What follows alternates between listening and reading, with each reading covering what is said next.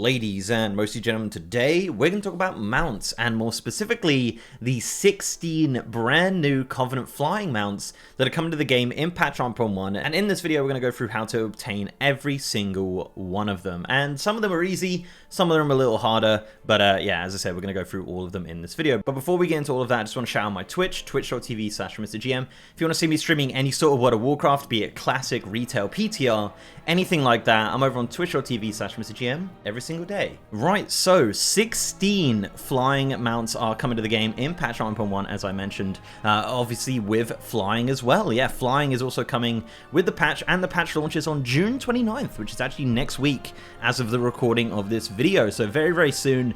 And yeah, so we're going to go through how to get all of these mounts. There are essentially 4 different sources of obtaining these mounts. Just a few things before we jump into it, I guess. Obviously, the mounts are Covenant specific, so you can't ride another Covenant's mount in another Covenant. That's kind of obvious. And there are 4 for each Covenant, all in different colors, of course. So with that being said, guys, let's jump into the first one and take a look at the mount that you will obtain when you reach Renown 45. So at Renown 45, you're going to get a mount, and you're going to get it for free. You don't have to buy it with anima or anything like that. This is going to be an absolutely free mount for you guys to have at Renown 45. If you don't know, Renown is actually going all the way up to 80 in patch 9.1. So if you are a Kyrian, you'll be getting the Elysian Aquilon. These are the Aquilon mounts. They're really, really cool looking. Maybe pronouncing that wrong. This is the kind of white and blue one, and this is the one that you're going to be getting at Renown 45. If you're a Venthyr, you'll be getting the Sinful Gravewing. Now, these are by far my favorite type of mount. This is kind of the, I don't know, like gray-red one, I suppose. Pretty great. The animations are just phenomenal on these mounts, and this one, especially the Venthyr, is by far my favorite. For the Necrolords, you'll be getting the Maldraxxi Corpsefly Harness. This is the Maldraxxus Corpsefly mount. This is kind of the green and purple variant of that mount. And for the Nightfare, you'll be getting the Ardenweald Wildling mount, and this is the blue version of the kind of Fox Cloud Serpent hybrid mount that you're going to be getting as a Night Phase. So those are the 4 mounts you're going to be attaining at Renown 45. You're going to be getting that pretty darn quick. I think week 2 will be the week that you'll be getting that, the same week that you will actually be obtaining flying in patch 9.1. So the next source of mount variants is actually from Renown as well. This is Renown 70, and this is not free, unfortunately. You will have to pay 7,500 anima for these mounts.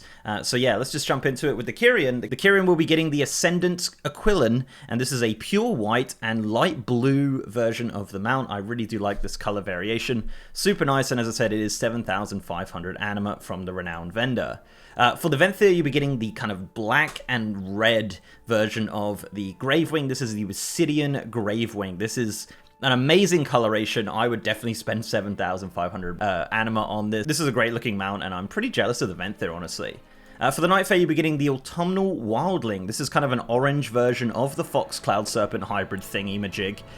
Yeah, so this is the orange version of it. You're going to be getting that at Renown 70. And for the Necrolords, you'll be getting the Regal Corpsefly Harness. And this is a kind of, I guess, to say it again, it's green and purple, but it is very much more green and purple than the one previous. The Maldraxxi definitely not getting the kind of best mounts, honestly. I know a lot of people are a fan of the Corpsefly. I'm really not, I'll be honest. But yeah, that's the 4 mounts you'll be getting at Renown 70 for 7,500 anima from your Renown Quartermaster. Our next source of Covenant flying mounts is actually from Korthia. Well, not just Korthia, it's also from the Maw. So first and foremost, you need to get exalted with the Death's Advance, which is the brand new reputation of Korthia. So just doing dailies and things like that will eventually get you to exalted there. On top of that, you need to do a meta achievement called On the Offensive. Now, this achievement is actually for the Covenant Assaults, which are brand new in the Maw. So once you've done that meta achievement and got exalted with the Death's Advance, you can purchase this from the Death's Advance Quartermaster for 1,000 Stygia. So these are the mounts that you get. Now for the Kyrian, you get the Battle Hardened Aquilon. This is obviously another variant of the Aquilon mount. Kind of, I don't know, coloration is kind of bronzy, I suppose. Not my favorite coloration, but definitely a cool one nonetheless. These mounts have great animations. Honestly, I think they take the animations originally from the Griffin mounts, but obviously add kind of their own flavor to them.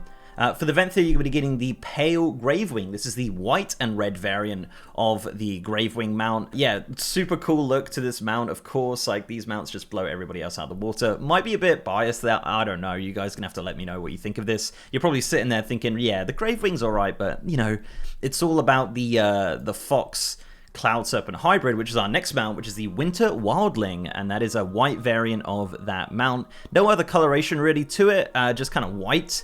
Yeah, so not that exciting really, but still just another variant of the Wildling mount. And finally, we have the Battlefield Swarmer harness. This is kind of an orange and green version of the Corpse Fly mount, and this is what you're going to be obtaining once you hit Exalted with the Death's Advance, and of course completing that meta achievement. Our final selection of mounts are actually a little bit more complicated. Not really massively complicated, but still a little bit more complicated than just purchasing from a vendor or getting Renown. And these are actually obtained through kind of small quest rewards from rares, and this is definitely rare. They're not going to be that common, and this is something you can farm daily as far as I'm aware.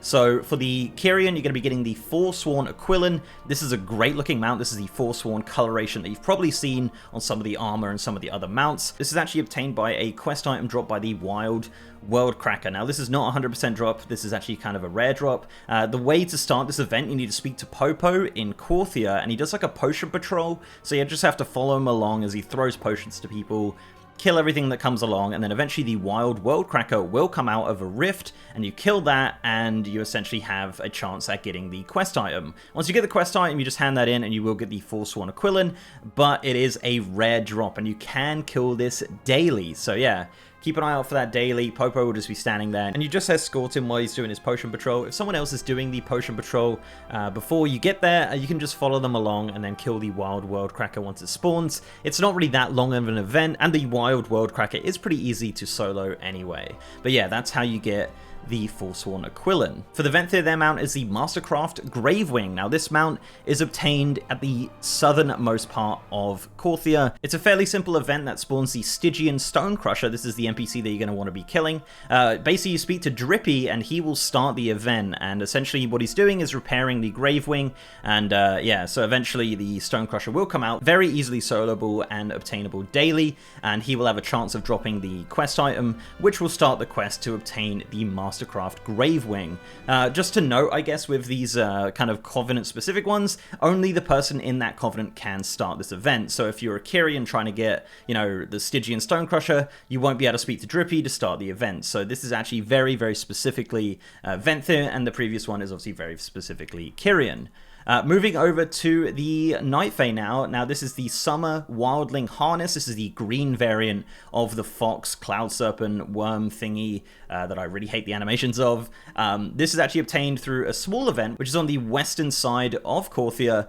This is the Escaped Wildling. So this is essentially just got to jump on its back and do the instructions that it says. And then I believe at the end of it, you get like a box or something like that. And inside that box is a chance at getting the quest item, which will lead you to the Escaped Wildling mount. Again, it's a rare drop, and again, it can only be started by the Night Fae. And finally, the Lord of the Corpse Flies, which is by far the best mount name of all of them. This is actually the Necrolord specific mount, and this is from Fleshwing. Now, to spawn Fleshwing, it is on the eastern side of Korthia, and you'll see a pile of bodies. Now, this is started by the Necrolords, and you've got to speak to Cadaverous, and that will start the event. Essentially, all you got to do is go around and click the bodies and add them onto the pile until Fleshwing spawns, and then kill Fleshwing and hope that the mount drops. Now, much like the others, this is daily as well, so you can do this on the daily along with all of the others if you are in that specific Covenant. So yeah, that is all of the 16 Flying Covenant mounts, guys. Some of them easier, some of them harder, as I said before. Some of those last ones are pretty cool, like the little events, and obviously you can go and farm those daily, which will be kind of fun once we do get into the swing of things with patch 1.1 on June 29th. So guys, thank you very much for watching. Do let me know if you have any extra information on any of these mounts. Let me know which one is your favorite. As you probably guessed, the Gravewing is probably one of my favorite Covenant mounts, and I'm looking forward to riding it in 9.1 coming out next week, as I mentioned. So guys, thank you very much. Before I go, I'd like to give a massive shout out to my amazing patrons, YouTube channel members, and Twitch subs. You guys are awesome. And if you'd like to support the channel in any of those ways, links are down below. So leave a like on this video, guys, if you liked it, and subscribe if you haven't. I've also got a partner Discord channel with over 3,000 members, and as I said, I am now streaming on twitch.tv/MrGM. Recently been playing a lot of Burning Crusade Classic, and be moving on into 9.1 as of next week, with a little bit of Burning Crusade Classic in there as well. So guys, do check out my Twitch if you're interested in World of Warcraft, twitch.tv/MrGM every single day. And with that, guys, I'll see you next time.